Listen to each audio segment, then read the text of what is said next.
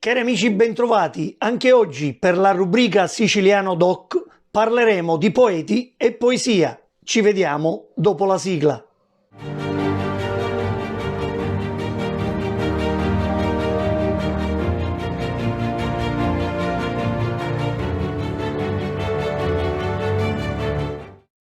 Nessun fatto accade per caso. Dicembre 2007. Era appena nato Flavio, il mio secondogenito, quando mi vedo recapitare nella mia casella di posta una mail.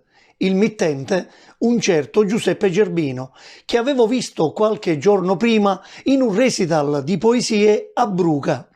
Gerbino, da non poeta, esordiva all'evento con una sua poesia dedicata ad Andrea Majorana, cantore del luogo al quale era dedicata la manifestazione. In quel messaggio Gerbino mi chiedeva consigli sulla poesia e sui poeti. Insomma, sentivo tra quelle righe una gran voglia di mettersi in gioco. Anch'io mi trovavo desideroso di insegnare quanto avevo appreso dal mio maestro Alberto Criscenti. Chi meglio di me poteva capire quel desiderio irrefrenabile di dire «qui ci sono anch'io». Ci incontrammo alla Villa del Santuario dell'Annunziata a Trapani. Mi portò un volume arrangiato dallo stesso, dal titolo A Palori Mei, che consultai immediatamente e proprio in quell'istante capii che avevo davanti un vulcano di poesia. Bastò soltanto spiegargli le nozioni basilari della rima e della metrica che le sue poesie cominciarono ad elevarsi. Cominciò il suo percorso di crescita non solo nei versi, ma anche nello studio della lingua siciliana che condividemmo da subito. Ma soprattutto iniziò un'amicizia, un sodalizio. Tanti i momenti vissuti insieme nell'arco di tutto questo tempo. Convegni, recital, concorsi, giurie, per finire ai cortometraggi e agli sketch comici. Nessun fatto accade per caso, dicevo all'inizio. Infatti è stato un caso che due anime distanti fossero invece così vicine da cercarsi, da trovarsi, anzi, da ritrovarsi.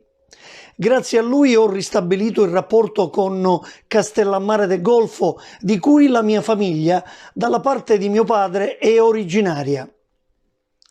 La proficua collaborazione portò Giuseppe Gerbino nel 2009 alla pubblicazione del suo primo volume di poesia, dal titolo Me frati Arvolo, dove ebbi l'onore di curare la prefazione.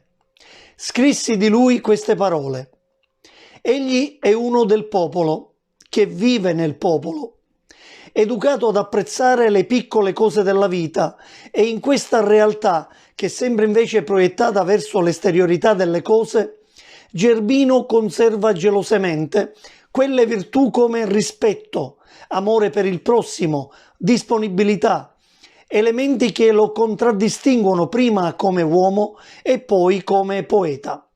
Un autore genuino, dunque, che trova nella natura l'espressione più alta della sua poetica, l'apice lirico che lo rende popolareggiante e dove tutto quello che ci racconta sembra quasi, per divino miracolo, prendere vita. A conferma di ciò, vi lascio con la poesia recitata dallo stesso autore che dà il titolo al volume. Ascoltate. Lo giorno da me nascere, mio padre, chiantava in campagna un arvolo, a segnare, per ringraziare insieme alla mia madre la terra, per questo evento eccezionale. Quando è che poi cresceva, mi portavo davanti all'arvolino Nico Nico, a tipo un frate me lo presentavo, la gioia che provavo, non ve la dico. Mi disse, l'hai cresciuto come Mattia, perdendoci lo tempo, a beverarlo, se vuoi che cresce, e lo suo frutto lia, e lo tuo turno ora di curarlo. Ed ogni giorno, appena che aggiornava, partia contento verso il suo fratuzzo, con il zapponetto l'erba ce l'aveva.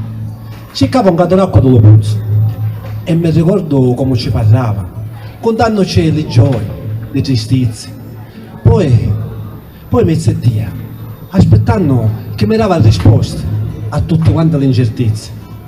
E quando volte poi mi riparavo dell'acqua dello cielo che piovia, con le sue frutte dolci mi saziavo, all'ombra dello sole che cuciva. Crescendo poi la vita ne spartio, sto frate lo faccio raramente, ma ogni volta, quando che lo vedo, ricordo il passato, dei momenti. Ma quando hai la testa che mi sbota, mi fa riparo sotto le sue fronte, mi abbraccia, mi protegge, ed ogni volta mi stai un silenzio, e io mi rispondo. Grazie. Nel corso della presentazione del volume, avvenuta il 22 novembre del 2009 presso la Biblioteca Multimediale di Castellammare del Golfo, oltre al mio intervento da prefatore, dedicai a Giuseppe Gerbino una poesia che ebbi occasione di recitare nel corso della manifestazione. Il titolo: Castellammare susiti, che festa. La sottopongo alla vostra attenzione perché bene esprime la stima e l'affetto che nutro nei confronti di Giuseppe. Castellammare susiti, che festa. Abbrazza di sto figlio portentoso che sta facendo sciaferriare a testa a corpa di poesia. Rispettoso, poeta d'un talento sopraffino, che arriva ad un nivole di sicuro, scrivendo versi sempre di continuo, è destinato a diventare puro lo granne tra le granni. Sto paese che partorisce ancora gran poeti, arresta una sorgente e colintisi, parlare sull'anticchia sti profeti, ci ha spampinato cori come un ciuri. E quando sento canto di Gerbino, con eco antico provo gran sapore, che non me ne si chiude da vicino. Castellammare, stringitillo un core, perché sto figlio è figlio di sta terra, e pi sta terra canta, pati e gori. E si du canta, l'emozione sferra, perché le suo valori sono saggi, su duci, amari e scodino coscienzi, che è raro, con ne sente di paraggi, a così forti, preni, a così intensi. Sto patrimonio, spero, sta ricchezza, potesse certo giungere lontano, pavire tutti quanti la carizza di stumele poeta siciliano. La nostra collaborazione nella poesia e nello studio della lingua siciliana è costante e proficua. Insieme partecipiamo a convegni sul tema, portando sempre il nostro modesto contributo di crescita, come cenni di ortografia siciliana, manuale di base su come scrivere l'idioma siculo pubblicato insieme. Giuseppe Gerbino nel frattempo si conferma nuova stella della poesia siciliana e in poco tempo riesce a conseguire premi in ogni parte della regione e non solo, arrivando alla pubblicazione della sua seconda silloge di poesia dal titolo Foco, presentata il 28 agosto del 2016 al Castello Arabo Normanno di Castellammare del Golfo. Anche in quell'occasione ebbi l'onore di recensire il libro e di intervenire nel corso della manifestazione. Ecco uno stralcio di ciò che ho scritto. Siamo davanti a un poeta che sembra abbia trovato una strada, la sua strada, in cui si riconosce lasciandosi scivolare tutte quelle incertezze che avevano contraddistinto la sua poetica.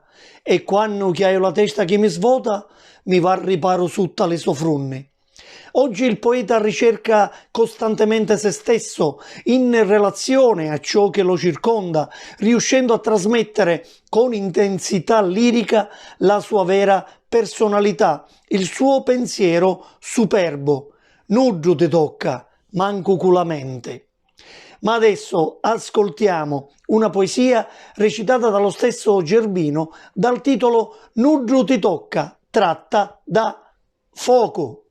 Ti piglio a calcagnare e a sopportare, è una necessità, mi piace assai.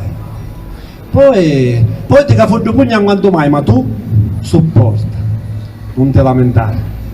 Se femmina purtroppo, tu lo sai, chi sa la tua natura, che vuoi fare? E chi sto foste fatta? Martoriare io mi passa tempo e sono guai se non lo faccio. E pare me lo segno. Ma sogno certo che ti piace pure, che ti cafuggio forte, dallo scuro. Mi piace. E più cafuggio, e più mi insegni. Ma nasce colpa c'è lo tuo futuro. Ti faccio male e paghi lo tuo pigno di femmina. Che te ne nasce scrigno, lo frutto dell'amore. Te lo giuro, appena nascio, a posto di perate, ti voglio dare un sacco di vasona, carizze, abbazzatine e poi miliona dalle fiatine dolci, zuccherate. Te lo prometto. Se la fortuna vuole sedere me a verate, che appena posso, stanno ne abbracciate lo faccio. Mamma, intanto tu perdona, se paccamora dentro la tua panza faccio lo tosto, danno ti dormente, ma un nesso vecchiaria. Se tu mi senti, io spero che comprenda l'importanza dell'intenzione mia. Sogno presente, ma so che posso fare di sta stanza. Ma appena cresco, con la mia abbastanza, nudo ti tocca, manco con la mente. Grazie.